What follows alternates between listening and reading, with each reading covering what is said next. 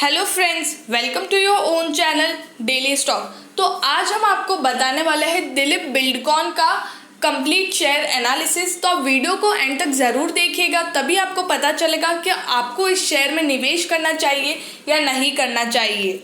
आगे बढ़ने से पहले अगर आपने हमारे चैनल को सब्सक्राइब नहीं किया हो तो आप हमारे चैनल को सब्सक्राइब ज़रूर कर दीजिएगा। अब सबसे पहले मैं आपको कंपनी के बारे में बताऊंगी कि कंपनी एग्जैक्टली काम क्या करती है। दिलीप बिल्डकॉन लिमिटेड ये हाईवे, स्ट्रीट और ब्रिज कंस्ट्रक्शन, एग्जैक्टली इनका कंस्ट्रक्शन करने का काम है। उसमें भी हाईवे, स्ट्रीट और ब्रिज ये सब बनाती है। तो ये कंपनी का जो ओवरव्यू देखना था वो तो बहुत ही सिंपल है कि कंस्ट्रक्शन का काम है कंपनी का। अब आगे बढ़ के हम आपको कंपनी डेटा बताएंगे। जैसे कि आप कंपनी का पी रेशियो देख सकते हो, वो है 20, लेकिन सेक्टर का पी है 41.97। तो सेक्टर के पी से कंपेयर करते हो तो आपको आधे भाव में मिल रहा है। मतलब जो कंपनी का शेयर प्राइस है वो अभी बहुत कम रेट्स में आपको मिल रहा है। और कंपनी की जो बुक वैल्यू है वो भी 2.16 है और सेक्टर की जो बुक वैल्यू है वो 4.19 है। अगर आप पीबी लाइक बुक वैल्यू के हिसाब से भी अगर आप देखते हो तो भी आपको आधे भाव में कंपनी का शेयर प्राइस लाइक जो कंपनी का स्टॉक है वो आपको आधे प्राइस में मिल रहा है। डिविडेंड यील्ड इसका 0.19% है और सेक्टर का डिविडेंड यील्ड 0.93%। ये कंपनी एक स्मॉल कैप है, बहुत ही छोटी कंपनी है जिसका मार्केट कैपिटलाइजेशन है 7,155 करोड़ का। अगर आप 20 डे एवरेज डिलीवरी देखोगे तो 1,72,107 इतने शेयर्स लोगों ने डिलीवरी पे उठाए हैं। एक तो इंट्राडे हो जाता है कि उसी दिन खरीद के बेचना, और एक होता है डिलीवरी लाइक एक दिन खरीदा और बहुत दिन तक उसे रखा और उसके बाद उसको बेचा। तो अगर आप 20 डे एवरेज डिलीवरी निकालते हो तो इतने लाख शेयर्स लोगों ने उठाए हैं मार्केट से।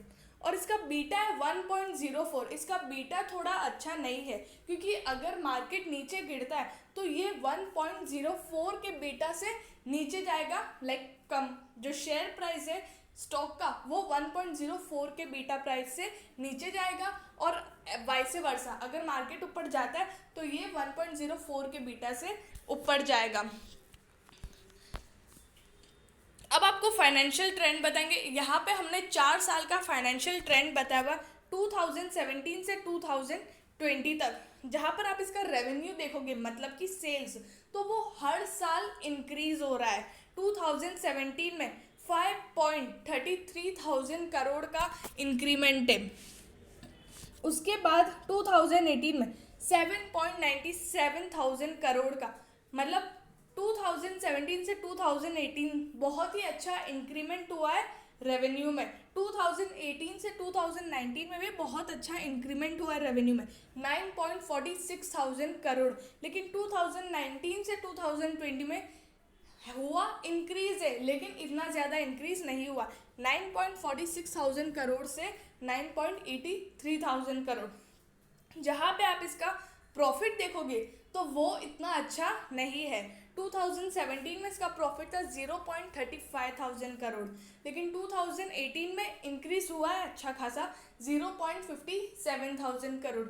लेकिन 2019 में इनका जो रेवेन्यू है मतलब जो सेल्स वो इंक्रीज हुआ है, लेकिन जो प्रॉफिट है उसमें डिक्रीमेंट है 0.55 करोड़, क्योंकि कंपनी के जो एक्सपेंस है वो बहुत ही ज़्यादा बढ़ चुके हैं। उस वजह से 2020 में तो और भी कम हो गया है प्रॉफिट 0.35 करोड़। तो कंपनी का जो प्रॉफिट है वो एक नेगेटिव चीज़ बता रहा है कि कंपनी का प्रॉफिट हर साल गिर रहा है क्योंकि कंपनी के एक्सपेंडिचर्स बढ़ रहे हैं। आगे हम आपको और डिटेल में बताएंगे। अब नेक्स्ट है शेयर होल्डिंग पैटर्न। यहाँ पर भी 74.99% कंपनी के पास स्टेक है, लेकिन उसमें से थोड़ा सा परसेंट उन्होंने प्लेज पे रखा हुआ है, जो अच्छी बात नहीं है।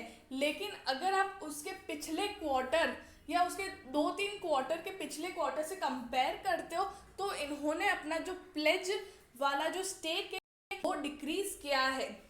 ठीक है, तो ये एक पॉजिटिव बात है, लेकिन फिर भी इन्होंने अपना स्टेक प्लेज पर रखा है, वो एक नेगेटिव बात है। म्यूचुअल फंड्स में 7.13% स्टेक म्यूचुअल फंड के पास है, DII 0%, फॉरेन इंस्टीट्यूशन के पास 8.83% स्टेक है, और रिटेल एंड अदर्स जो छोटे मोटे इन्वेस्टर्स हैं उनके पास 9.02% स्टेक है। तो ओवरऑल शेयर होल्डिंग पैटर्न अच्छी है, लेकिन कंपनी ने प्लेज पे रखा हुआ है, वो एक नेगेटिव बात है।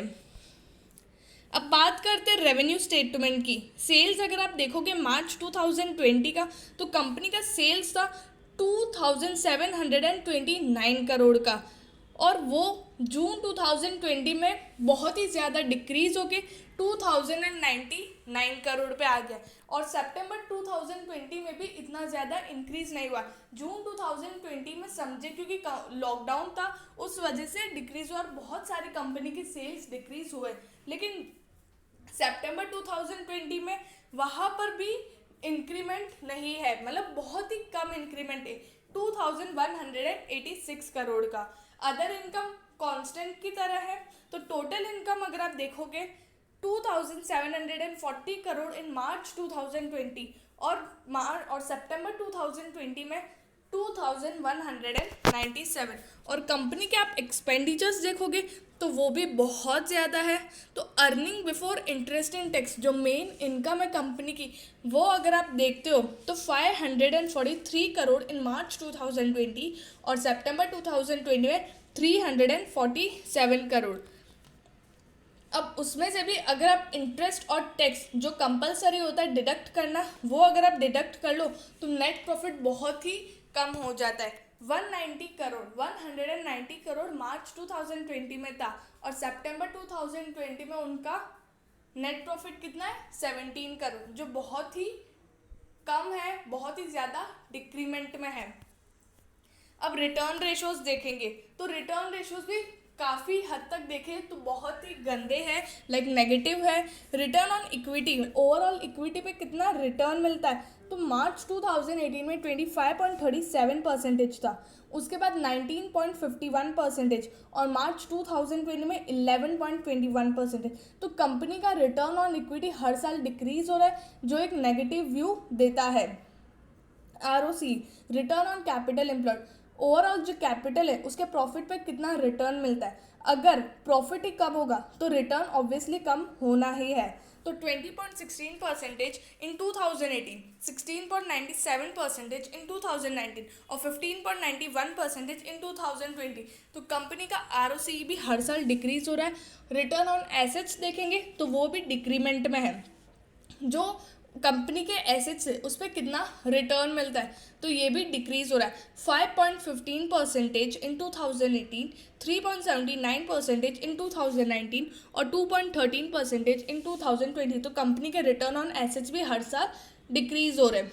लेवरेज रेशो कंपनी के, अगर जब कंपनी के रिटर्न रेशोज ऐसे, तो लेवरेज रेशो भी कैसे हो सकते हैं, आपने आइडिया लगा ही लिया होगा। 2018 में कंपनी का डेट था 2.08, फिर इंक्रीज हुआ 2.48, और मार्च 2020 में 2.62। तो कंपनी का जो लेवरेज, कंपनी का जो डेट है वो भी इंक्रीज हो रहा है, जो बहुत ही नेगेटिव बात है। और अगर आप कोई भी स्टॉक में निवेश करते हो तो हमेशा डेट टू इक्विटी रेशियो अपने ध्यान में रखना, क्योंकि डेट इंक्रीज हो रहा है कंपनी का, वो बहुत ही नेगेटिव बात है। इंटरेस्ट कवरेज रेशियो हर साल डिक्रीज हो रहा है, 2.03 से 1.66, और उसके बाद 1.44। ये जो डिक्रीमेंट है इंटरेस्ट कवरेज रेशियो, ये क्या शो कर रहा है कि कंपनी की जो एबिलिटी, जो कैपेबिलिटी, वो डिक्रीज हो रही है इंटरेस्ट पे करने की। तो ये भी एक नेगेटिव बात है। हमेशा interest coverage ratio increasing trend में होना चाहिए, तभी वो शो करता है कि कंपनी अच्छे से इंटरेस्ट पे कर रही है। लेकिन यहाँ पर एक नेगेटिव चीज़ शो कर रहे हैं, क्योंकि डिक्रीमेंट में है इंटरेस्ट कवरेज रेशियो। अब कंपनी की 5 ईयर हाई देखेंगे तो 1247.50 रुपीज़ कंपनी का 5 ईयर हाई है, और आज दिलीप बिल्डकॉन लिमिटेड का करंट प्राइस है 556.29, जहाँ पर 6.32%, अगर आप पिछले दिन से देखोगे तो इतना ऊपर था, और 33.10 रुपीज़ की वॉलेटिलिटी थी, मोमेंटम था। तो आज बहुत ही अच्छा दिन था दिलीप बिल्डकॉन लिमिटेड के लिए। और अगर लोगों ने आज लाइक इंट्राडे किया होगा तो उनको बहुत ही अच्छा मुनाफा होगा। पर शेयर पे 33.10 रुपीज़ का इंक्रीमेंट। लेकिन अभी आप ये शेयर में एंट्री नहीं ले सकते हो, क्योंकि जो रेशियोज अगर आप फंडामेंटली देखते हो तो फंडामेंटली ये कंपनी शो नहीं कर रहा है कि आपको इसमें एंट्री लेनी चाहिए, क्योंकि इसके जो रेशियोज है वो शो कर रहे हैं कि अगर कुछ इंक्रीमेंट दिखाई देता है, कोई अच्छी न्यूज़ आती है, उसके बाद ही आप एंट्री ले सकते हो और अभी आप नहीं ले सकते हो। फिर भी अगर आपको स्विंग ट्रेडिंग करने के लिए, वो तो अगर आज कोई अच्छी न्यूज़ आई है उस वजह से इतना ऊपर था, लेकिन फिर भी अगर आपको लगता है कि आप स्विंग ट्रेड करके इसमें से पैसा निकाल सकते हो तो आप इसमें एंट्री ले सकते हो। लॉन्ग टर्म के लिए मैं सजेस्ट नहीं करूँगी कि आपको इसमें एंट्री लेनी चाहिए या आपको ये बाय करना चाहिए। अगर आपको वीडियो अच्छा लगा तो please like and share and subscribe our channel.